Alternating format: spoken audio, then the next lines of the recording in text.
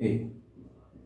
මේ ප්‍රකාශන දෙකෙන් 3x0 ඍණ a ඉගෙන ගත්තයින් පස්සේ අපිට ලැබෙනවා x0 ඍණ 2a වරක් x0 ඍණ 2a 3x0 ඍණ a. ඒතර මේක බිඳුවකින් සමාන කරලා තියෙන්නේ මෙතන. අපිට x0 උත්තර දෙකක් එනවා.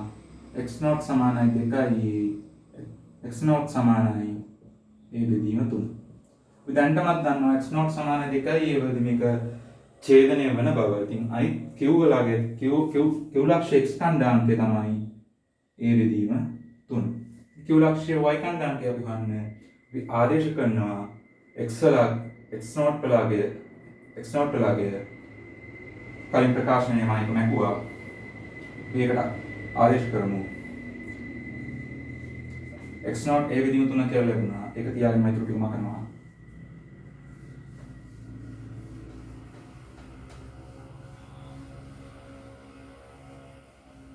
q x කණ්ඩායමකේ බෙදීම 3 අර සරල රේඛාවට ආදේශ කරන ලේසිය මම දැන් මේක මේ වක්‍රයට ආදේශ කරනවා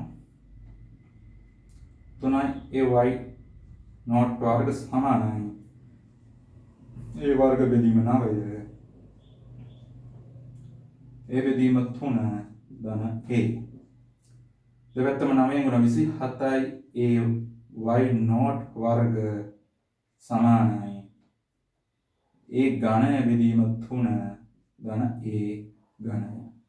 ඒ අසමාන බිඳුව අපිට ඒ කපලා දාන්න පුළුවන්.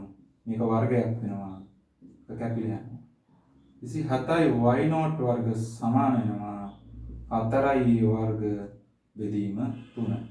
y not වර්ග සමාන වෙනවා 4යි a වර්ග බෙදීම 81. ඒතර y not සමාන වෙනවා ධන හෝ ඍණ 2යි a බෙදීම 9.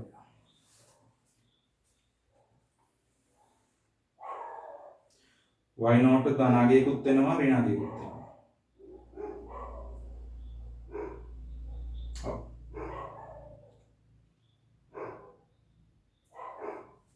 x සමානයි a බෙදීම 3 x not සමානයි a බෙදීම 3 විට q කණ්ඩායමකේ a බෙදීම 3 ඒකේ x කණ්ඩායමකේ a බෙදීම 3 y කණ්ඩායමකයට අගයන් දෙකක් වෙනවා. එකක් 2යි a බෙදීම 3 9 අනිත් එක ඍණ 2යි a බෙදීම 9.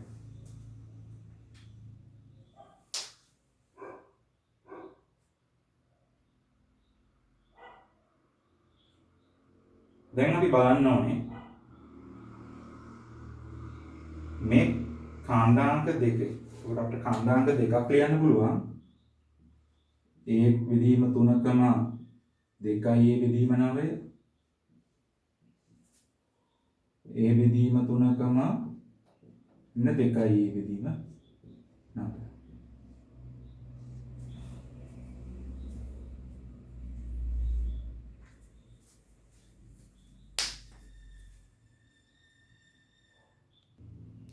අපිට කණ්ඩාංක දෙකක් වෙනවා. අපි බලන්න ඕනේ මේ කණ්ඩාංක දෙකෙන් මේ කණ්ඩාංක දෙකම අර සරල රේඛාව අර b ලක්ෂයේ තියෙන ස්පර්ශකයේ සරල රේඛාව තෘප්ත කරනවාද කියන්නේ.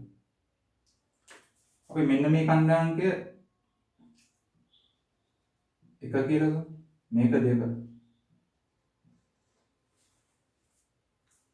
අපි එක ආදේශ කරන සරල රේඛාව. සරල රේඛාවේ සමීකරණය අපිට ආවේ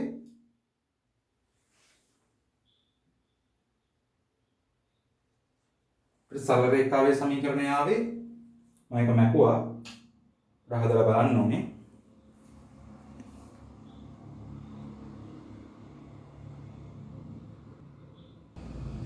සරල රේඛාවේ සමීකරණය ආවේ 3y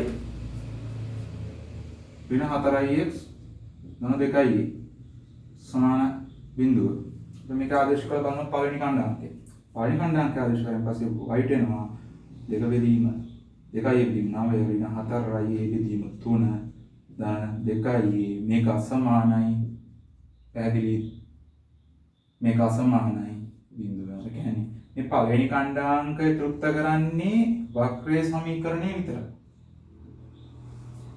ස්පර්ශකයේ සමීකරණ තෘප්ත කරන්නේ උදාහරණයක් විදිහට ගත්තොත් වෙන උදාහරණයක් ගත්තොත් මෙහෙම බලන්න. මෙහෙම වක්‍රයක් තියෙනවා. මෙම සරල රේඛාවක් තියෙනවා. මෙන්න මේ ලක්ෂයේ කණ්ඩායමක ගත්තොත් මේ ලක්ෂයේ x කණ්ඩායමක සිම්පල් A y කණ්ඩායමක සිම්පල් B කියලා ගත්තොත් ඒ කියන්නේ මෙතන කණ්ඩායමක x සමානයි a විට මෙන්න මේ ශ්‍රිතයේ අගයන් දෙකක් තියෙනවා. හැබැයි මේ අගයන් දෙකෙන් මෙන්න මේ සරල රේඛාවද තෘප්ත කරන්නේ x සමානයි a විට මෙන්න මෙතනට ලැබෙන අගය පමණයි. මෙතනට ලැබෙන අගය මේ සරල රේඛාව තෘප්ත කරන්නේ. ඉතින් ඒ වගේ වැඩක් තමයි මෙතනත් වෙලා තියෙන්නේ. දැන් මේක ආදේශ කරලා බලමු. එතකොට එනවා මෙතන ඍණක් කෙනෙක් නේ නේද? 3 වැඩි කිරීම ඍණ 2යි a බෙදීම 9 ඍණ 4යි a බෙදීම 3 ධන 2යි 3ට 3 කැපුණා ඍණ 2යි ධන 2යි බිඳුව වෙනවා. කියන්නේ මේක තෘප්ත කරන්න Q ලක්ෂයේ කණ්ඩායමකය අපිට ලැබෙනවා a බෙදීම 3 ඍණ 2යි a බෙදීම 9. හොඳට හිතලා බලන්න මොකද මේක අපිට මේක මේ කණ්ඩායමක අපිට ගන්න බැරි වුණේ කියලා හොඳට හිතලා බලන්න. එහෙම වෙන්න පුළුවන්.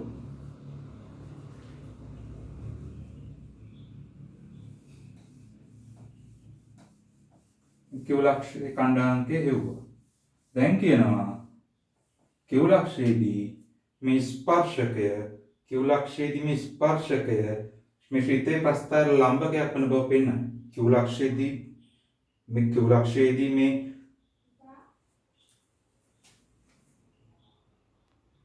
ඔය පෙන්වන්නේ Q ලක්ෂයේදී මේ සරල රේඛාව මේ ශ්‍රිතේ ප්‍රස්ථාර ලම්බකයක් වන බව පෙන්වන්නේ.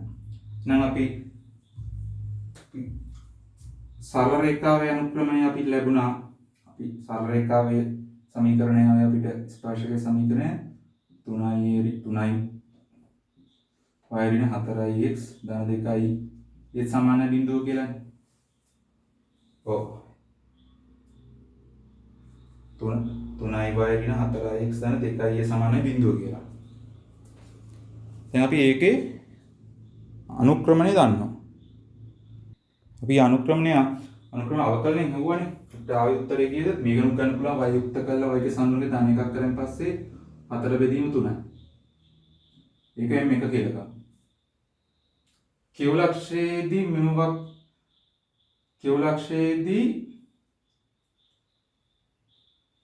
මෙන්න මේ වක්‍රයට ඇඳි ස්පර්ශකයේ අනුක්‍රමණය ගන්නවා. දැන් P ලක්ෂයේදී මේ M එක අනුක්‍රමණය සරල රේඛාව මේකට ස්පර්ශයක් වෙනවා තමයි. හැබැයි Q ලක්ෂයේදී ස්පර්ශයක් නොවෙන්න පුළුවන්. උදාහරණයක් විදිහට ගත්තොත්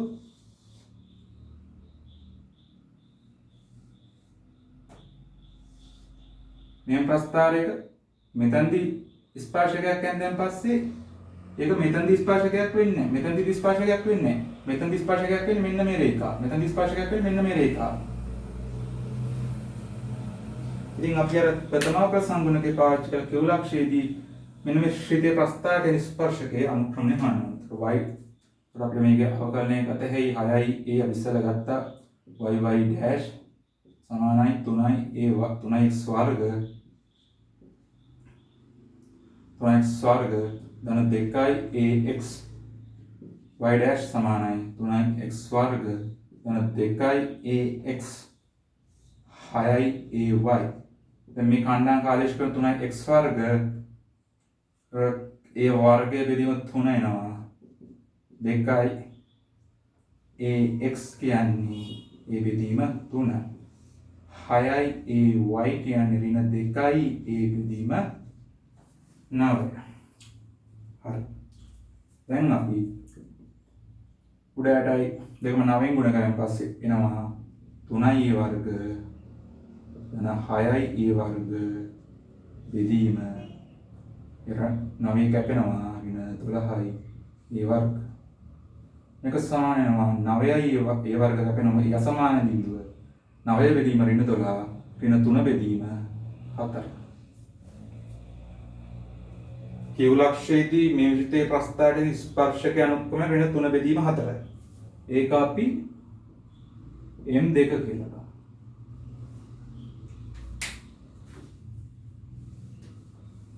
දැන් ලම්බක බව පෙන්වන්න තියෙන්නේ. ලම්බක බව පෙන්වන්න නම් අපිට අනුක්‍රමණ ගුණිතය ඍණ 1 බව පෙන්වන්න ඕන. M1 වැඩි කිරීම M2 සලකනවා. 4 බෙදීම 3 වැඩි කිරීම ඍණ 3 බෙදීම 4. 4 3 කැපිලා ඍණ 1ක් ඉතුරු.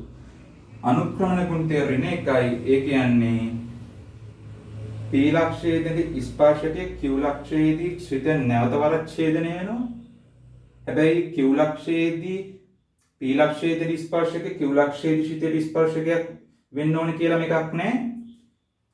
Q ලක්ෂයේදී ස්පර්ශකය P ලක්ෂයේදී ඇති ස්පර්ශකයට ලම්බක වෙනවා. ඒ කියන්නේ P ලක්ෂයේදී ස්පර්ශකයේ Q ලක්ෂයේදී නැවත වරක් මේ ප්‍රස්ථාරයේ ශ්‍රිතේ ප්‍රස්ථාරයේ ඡේදනය කරනවා. ඡේදනය කරන්නේ ප්‍රස්ථාරයට ලම්බකව. ඒ කියන්නේ මේ Q ලක්ෂයේදී ප්‍රස්ථාරයට ස්පර්ශකයට ලම්බකව තමයි මේ P ලක්ෂයේදී ස්පර්ශකය Q ලක්ෂයේදී ප්‍රස්ථාරය ස්පර්ශ කරන්නේ, ඡේදනය කරන්නේ.